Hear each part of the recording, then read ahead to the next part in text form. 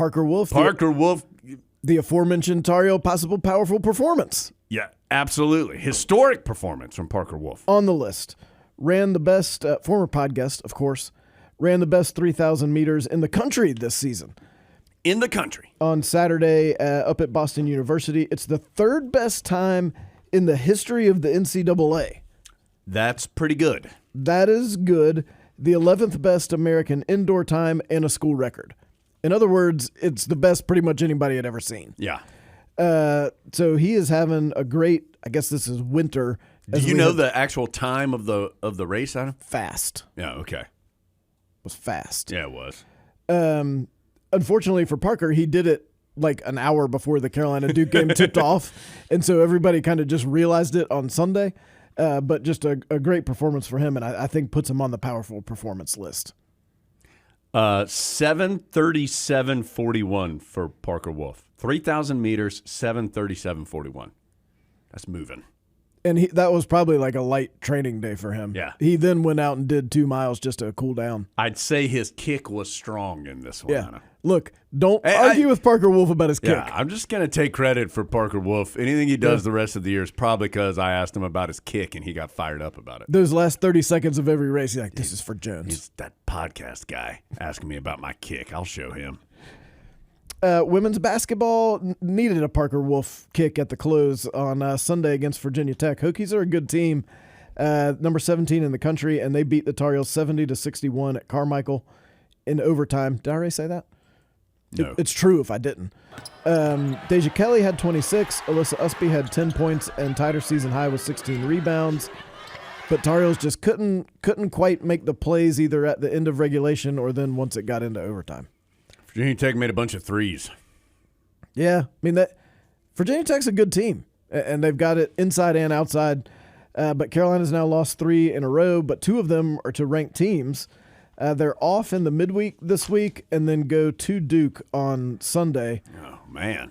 Tar Heels 15-8 overall, 7-4 in the ACC. The ACC is really good, and so that record has got Carolina tied for 6th right now. Louisville remains in first place at 8-1. Wrestling went over to NC State on Friday. Hot start. Yeah. Couple upsets over the Pack. Then things didn't go as well. State wins the meet overall. Sudden victory, though, from Sonny Santiago and Tyler Ishins. Tyler, I like his style. Oh. I watched some of this, and I will fully admit I don't know really what's going on in a wrestling meet. But when Tyler won in sudden victory, they hold his hand up like, you're winner. And he gave the wolf sign and then cut the head off the wolf. It's an aggressive play. Taking Wolf down one step further. Yeah, that's an aggressive play. Somewhere Zayden High was like, wait a second. Filed it away. With Zayden High's oddly long tongue. Did you see this? Yeah. Maybe we need to ask Zayden High about that next time. Ben Wetch is the one who sent us an email with a screenshot from the Duke game, and the subject line is, Zayden High's tongue is crazy. Yeah. And so I was a little afraid to open the email, but it turned out it was just the screenshot, and he's right. Yeah. So unusually long tongue for Zayden High. Congrats, brother. Keep an eye on that if you're watching on TV tonight. Or if you're there in person, I guess. Honey, give me the binoculars. Former podcast Julia Noer goes up to Pitt and wins the all-around. Tar Heels had some success. Lolly Dekanoidze won the bars. Taylor Schultz won the beam. But Pitt won the meet. Gymnastics will go. Everybody's going to NC State. They'll go to NC State on Sunday. That's the second dual meet against the Pack this year. Look for Julia Noer to win the all-around and then give the wolf down. Probably not. I doubt it. Men's tennis, we told you they were going to face Illinois again. They did. They lost 4-2 up in Champaign. Won the doubles point in a couple of tiebreakers, but then, what a turn. The clinching match won by Oliver Okonkwo. Whoa. Brother of James. Et tu, Brute. Some Okonkwo on Okonkwo crime. Man. So, but that was the winning match. So men's tennis loses 4-2. And then baseball, little preseason note here. The preseason coaches poll is out. Scott Forbes' club picked to finish second in the Coastal.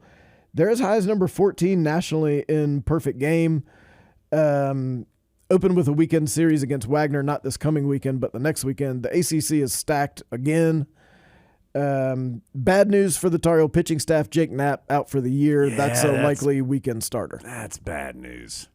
But the Tar Heels feel really good about their pitching depth this year. Got some freshmen who I think they feel like are going to make some contributions. Every year this happens to me. You say the first weekend series is in like 2 weeks, and I'm like, what? And then I remember that they always start the year in like mid to late February, and it doesn't quite feel like baseball time. And then I remember that their season is incredibly long. It's like 5 months long, and it is a journey. It's a grind. It is. That only the finest athletes can endure. Yeah. So, I mean, it's a good 5-month season for baseball. Men's basketball, women's basketball, baseball, those are long seasons. Well, and in baseball, because the conference schedule's so big, you don't get many non-conference weekends. Yeah, you only get like 2 or 3, right? Yeah, and then you're playing games that matter a lot against really good teams because the ACC is really good.